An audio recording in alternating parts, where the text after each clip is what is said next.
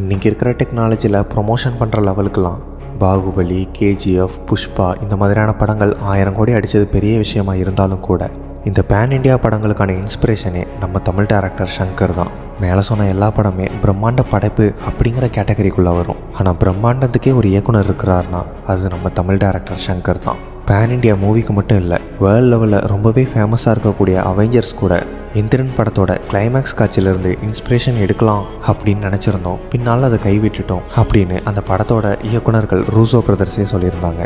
உலக அளவில் ரொம்பவே ஃபேமஸான ஒரு படம் அவெஞ்சர்ஸ், அதில் ஒரு கிளைமேக்ஸ் சீன், அதுக்கான இன்ஸ்பிரேஷன் நம்ம ஊர் தமிழ் படம். எப்படி இருக்குது பாருங்கள் கேட்குறதுக்கு. ஆனால் அப்படி இருந்த மனுஷன் ஏன் இப்படி ஆனார்? தன்னோட முதல் படம் ஜென்டில்மேன்லேருந்து காதலன், இண்டியன், ஜீன்ஸ், முதல்வன், பாய்ஸ், அந்நியன், எந்திரன், நண்பன் இது வரைக்கும் பயங்கரமாக ஹிட்டு கொடுத்துட்டு இருந்த ஷங்கர் 2.0, இண்டியன் 2ன்னு அடுத்தடுத்து தோல்வி படங்களாக கொடுத்தது ஏன்? அதுக்கு பின்னாடி இருக்கிற காரணம் என்ன? எழுத்தாளர் சுஜாதாவோட மறைவுக்கு முன்னாடி ஷங்கரோட சினிமா வாழ்க்கை எப்படி இருந்துச்சு? அவரோட மறைவுக்கு பின்னாடி அவருடைய சினிமா வாழ்க்கை எப்படி மாறி போயிருக்கு அப்படிங்கிறதான் இந்த வீடியோ. ஒரு படத்தை விஷுவலைஸாக நல்லா காட்டுறது மூலமாக ஆடியன்ஸை கவர் பண்ண முடியுங்கிறது உண்மைதான். ஆனால் பிரம்மாண்டத்தை மட்டுமே நம்பி ஒரு படத்தை இயக்கி அதை வெற்றி பெற வச்சிட முடியாது. காட்சிகள் எந்த அளவுக்கு முக்கியமோ அதை விட ரொம்ப ரொம்ப முக்கியம் ரைட்டிங். ஒரு படத்துக்கான ஸ்க்ரீன் பிளே, கதை, வசனம் இதெல்லாம் எழுதுறதுக்கு எந்த அளவுக்கு மெனக்கிட்டுறோமோ அந்த அளவுக்கு தான் அந்த படத்தோட வெற்றிங்கிறது தீர்மானிக்கப்படும். உதாரணத்துக்கு சொல்லணும்னா ஷங்கரோட பல படங்களில் படத்தை டெவலப் பண்ணி கொண்டு வர அந்த ரைட்டிங்கே ரொம்பவே சூப்பராக இருக்கும். உதாரணத்துக்கு சொல்லணும்னா முதல்வன் படத்தை எடுத்துக்கலாம். ஒரு சாதாரண பத்திரிகையாளன், அன்பான குடும்பம், அவனுக்குன்னு ஒரு காதலி, இப்படி ஒரு எளிமையான வாழ்க்கையை வாழ்ந்துக்கிட்டு இருக்கிற ஒருத்தன் ஒரே ஒரு இன்டர்வியூவில் ஒட்டுமொத்த தமிழ்நாடுக்கும் சிஎம் ஆனா அப்படிங்கிற நம்ப முடியாத ஒரு கதையை வேறு லெவல் ரைட்டிங் மூலமாக இது நடக்கிறதுக்கும் வாய்ப்பு இருக்குது அப்படின்னு நம்ப வச்சது மட்டும் இல்லாமல் வாயை பொளந்து பார்க்க வச்சாங்க. அதே மாதிரி அந்நியன் படத்தை பார்த்தோன்னா நாட்டு மேலே அக்கறை கொண்ட ஒரு சாதாரணமான ஆள், யாருமே ரூல்ஸை ஃபாலோ பண்ண மாட்டாங்கன்ற ஆதங்கத்தோட டெய்லி புலம்பி பார்க்குறாரு. யாருமே கேட்கல. ஒரு நாள் திடீர்னு அவரோட வாழ்க்கையில் அவரை ரொம்பவே பாதிக்கிற மாதிரி ஒரு இன்சிடென்ட் நடக்குது. அதனால் மன ரீதியாக பாதிக்கப்பட்டு அவருக்குள்ளே இருந்த சில பர்சனாலிட்டிஸ் வெளியில் வந்து தப்பு பண்ணுறவங்க எல்லாருக்குமே கொடூரமான தண்டனையை கொடுக்குது. கடைசியில் அதிலிருந்து அவர் மீண்டு வந்தாரா வரலையா அப்படிங்கிறதான் அந்நியன் படத்தோட கதையாக இருக்கும். அப்படியே எந்திரனுக்கு வந்தீங்கன்னா ஒரு ரொபாட்டிக் சயின்டிஸ்ட் தன்னோட ட்ரீம் ப்ராஜெக்ட் ஒன்று பில்ட் பண்ணுறாரு. ஒரு கட்டத்தில் சில காரணங்களுக்காக அந்த ரோபோட்டுக்கு எமோஷ்னல் ஃபீலிங்ஸும் சேர்த்து வரணும் அப்படிங்கிற மாதிரி ப்ரோக்ராம் பண்ண அது கடைசியில் அவருக்கே வினையாக வந்து அந்த ரோபோட்டை அவர் டிஸ்மேண்டில் பண்ணி அது தப்பான ஒரு ஆள் கைக்கு கிடச்சி அதை அவர் ராங்காக ப்ரோக்ராம் பண்ணால் என்ன மாதிரியான அழிவுகள் நடக்கும், என்ன காரணத்துக்காக அந்த ரோபோட் டிஸ்மேண்டில் பண்ணப்பட்டுச்சோ அதே காரணத்துக்காக அந்த ஒரு விஷயத்தை அடையிறதுக்காக அந்த ரோபோ எந்த அளவுக்கு எக்ஸ்ட்ரீமுக்கு போகுது, கடைசியில் அதெல்லாம் எப்படி சரி பண்ணாங்க அப்படிங்கிறதான் எந்திரனோட கதை. இண்டியன் 2ல் பார்க்கும்போது லஞ்சத்தால் தாங்கிக்கவே முடியாத ஒரு இந்தியன் தாத்தாவோட குடும்பத்துக்கு ஏற்படுது. இதனால் விரக்தி அடைஞ்ச இந்தியன் தாத்தா இனி இந்த நிலைமை யாருக்கும் வரக்கூடாதுன்னு நாட்டை காப்பாற்றுறதுக்கான ஒரு முடிவு எடுக்கிறாரு. தப்பு பண்ணுறவங்க எல்லாத்துக்குமே தண்டனை கொடுக்குறாரு.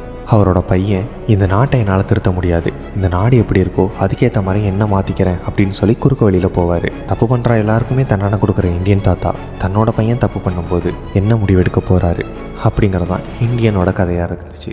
இப்படி ஷங்கரோட சூப்பர் ஹிட் ஃபிலிம் எல்லாமே ஒன்லைனில் கேட்டாலே என்னடா இது கதை வேறு லெவலில் இருக்கே அப்படின்னு சொல்லிட்டு நம்மளை பயங்கரமாக யோசிக்க வைக்கும். அதுக்கு காரணம் அந்த படங்களோட ரைட்டிங், ஸ்க்ரீன் பிளே. இது எல்லாத்தையுமே டைரக்டர் ஷங்கரோட இருந்து பண்ணவர் எழுத்தாளர் சுஜாதா. இந்திரன் படம் தான் சுஜாதா அவங்களோட லாஸ்ட்டு படம். துரதிர்ஷ்டவசமாக அவங்க இறந்து போனதுக்கப்புறம் டைரக்டர் ஷங்கருக்கு அப்படி ஒரு எழுத்தாளர் கிடைக்கவே இல்லை அப்படின்னு தான் சொல்லணும். அவர் இயக்கின நண்பன் திரைப்படம் அவர் இயக்கின மற்ற படங்கள்லேருந்து ரொம்பவே மாறுபட்டு இருந்துச்சு. இருந்தாலும் அதுவும் ரசிக்கும்படியாக தான் இருந்துச்சு. ஆனால் அதுக்கு அடுத்தபடியாக வந்த 2.0, இண்டியன் 2 இது எதுவுமே நல்லாவும் இல்லை, ஆடியன்ஸ் கூட சுத்தமாக கனெக்ட் ஆகவும் இல்லை. அதுக்கு காரணம் அந்த படத்தை எல்லாத்தையுமே ரொம்ப பிரம்மாண்டமாக தான் எடுத்திருக்காங்க. காட்சிகள்லாம் ரொம்பவே அற்புதமாக தான் இருந்துச்சு. ஆனால் படத்தோட ரைட்டிங் ஷங்கரோட முந்தைய படம் மாதிரி இருந்துச்சான்னு கேட்டிங்கன்னா சத்தியமாக இல்லை. நான் ஏற்கனவே அந்நியன், இண்டியன், எந்திரன் இந்த படங்களெல்லாம் கம்பேர் பண்ண மாதிரி ஒன்லைன் வச்சு பாருங்கள், கண்டிப்பாக அது கனெக்டே ஆகாது. ஏன்னா டைரக்டர் ஷங்கர் அவரோட முந்தைய படங்கள்ல இருந்தே இந்த 3 படத்தையும் திரும்ப உருவாக்கியிருக்கிறாரு. அதுவும் கேரக்டர் ஸ்டோரி டெவலப்மெண்ட் எதுவுமே இல்லாமல். படத்தை பொறுத்த வரைக்கும் அது அந்நியனோட இன்னொரு வெர்ஷன் அப்படின்னே சொல்லலாம். அந்நியன் படத்தில் சமூகத்தில் தப்பு பண்ணுறவங்களுக்கு விதவிதமான தண்டனைகளை ஹீரோ கொடுப்பாரு. படத்தில் தனக்கு நடந்த கொடுமைகளுக்கு பழிவாங்குற விதமாக ஹீரோ வில்லன்ஸ்கெல்லாம் விதவிதமாக தண்டனை கொடுப்பாரு. 2.0 பொறுத்த வரைக்கும் எந்திரனோட 2வது பாகம் சிட்டி த ரோபோ திரும்ப வருமா வராதா அப்படிங்கிற ஒரு சிங்கிள் ஒன்லைனில் தான் இந்த படமே ஆரம்பிக்குது. ரோபோட்ஸ் இந்த உலகத்துக்கு எவ்வளோ முக்கியமான தேவை அப்படிங்கிறத வச்சு இந்த படம் நகரும்னு சொல்லி பார்த்தா ஆரா ஆவி அப்படின்னு ஏதேதோ ஒரு கான்செப்ட்லாம் உள்ளே கொண்டு வந்து அந்த படமும் வசூல் ரீதியாக என்ன தான் வெற்றி அடைஞ்சிருந்தாலும் விமர்சன ரீதியாக அதுவும் சுமாரான படம் தான். அப்படியே இந்தியன் 2க்கு வந்தால் இந்தியனுக்கு சாவே கிடையாது அப்படின்னு சொல்லி தான் படத்தையே முடிச்சிருப்பாங்க. இத்தனை வருஷம் கழிச்சும் லஞ்சம் இன்னும் ஒளிஞ்சிருக்குமான்னு கேட்டால் கண்டிப்பாக இல்லை. அந்த டைமில் இருந்ததை விட இந்த டைம் லஞ்சம் பல ரூபங்களில் வந்துருச்சு. அந்த லஞ்சத்தை ஒழிக்கிறதுக்கு இந்தியனில் அவர் என்ன ஸ்டெப் எடுத்தாரோ அதே ஸ்டெப்பு இதில் எடுக்கிறது ஓகே, அதில் எந்த மாற்றத்தையும் கொண்டு வராது கூட ஓகே. ஆனால் லஞ்சம் வாங்குறாங்க. என்ன லஞ்சம் வாங்குறாங்க, ஏன் வாங்குறாங்க, எதுக்கு வாங்குறாங்க, என்னென்ன டைப் ஆஃப் லஞ்சம்லாம் இருக்குது அப்படின்னு தமிழ் சினிமாவில் இதுவரை பெரிய அளவில் காட்டப்படாத பல விஷயங்களை காட்டியிருக்கலாம். இந்தியன் 2க்கு அவ்வளோ பெரிய மார்க்கெட்டும் இருந்துச்சு, அதை ப்ராப்பராக யூட்டிலைஸும் பண்ணியிருக்கலாம். ஆனால் அப்படி எதுவுமே இல்லாமல் ஏற்கனவே என்ன மாதிரியான லஞ்சங்கள்லாம் இருந்துச்சோ அதே மாதிரியான ஒரு விஷயத்தை காமிச்சிட்டு திரும்ப இந்தியனில் என்ன நடந்துச்சோ அதே மாதிரியான ஒரு விஷயத்தை இங்கேயும் பண்ணிட்டு போகிறத மக்கள் எப்படி ஏற்றுப்பாங்க?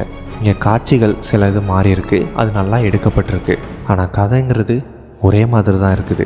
அதை அப்படியே கொஞ்சம் மாற்றி எழுதினாலும் அதில் அந்தளவுக்கு ரைட்டிங்கும் அவ்வளோ பெருசாகவும் இல்லை. இப்போ ஷங்கர் அடுத்து கேம் சேஞ்சர் அப்படின்னு ஒரு படத்தோட ட்ரெய்லரை இப்போ வெளியிட்டிருக்கிறாரு. இது பொங்கலுக்கு ரிலீஸ் ஆக இருக்குது. இந்த ட்ரெய்லரை பார்த்த பலர் ஷங்கருக்கு இதுவும் ஒரு மோசமான ஒரு படமாக அமைகிறதுக்கான வாய்ப்பு தான் இருக்குது அப்படின்ற மாதிரி சொல்லிகிட்டு இருக்காங்க. டைரக்டர் ஷங்கர் தமிழ் சினிமாவுக்கு ஏகப்பட்ட நல்ல படங்களை கொடுத்தவர். 90s கிட்ஸ்க்கெல்லாம் அவரோட ஒவ்வொரு படமும் மெமரிஸ் அப்படின்னே சொல்லலாம். அவரோட படங்களில் வரக்கூடிய பாடல்களும் பிஜிஎம்ஸும் இன்றைக்கும் நிறைய பேரோட பிளேலிஸ்ட்டில் ரிப்பீட்டட் மூடில் ஓடிக்கிட்டு இருக்கு. இப்படி நல்ல நல்ல படைப்புகள்லாம் கொடுத்தவர் இப்போ இந்த மாதிரியான படங்களை கொடுக்குறத பார்க்கும்போது கொஞ்சம் மனசு வலிக்க தான் செய்யுது அப்படிங்கிறது சினிமா ஆர்வலர்களோட கருத்தாக இருக்குது. கேம் சேஞ்சர் ட்ரெய்லர் நீங்கள் பார்த்துட்டிங்கன்னா உங்களோட ஒப்பீனியன் என்னன்றதை கமெண்ட்டில் சொல்லுங்கள். இது மாதிரியான மோர் இன்ஃபர்மேஷனுக்கு நம்ம சேனலை சப்ஸ்கிரைப் பண்ணிவிடுங்க.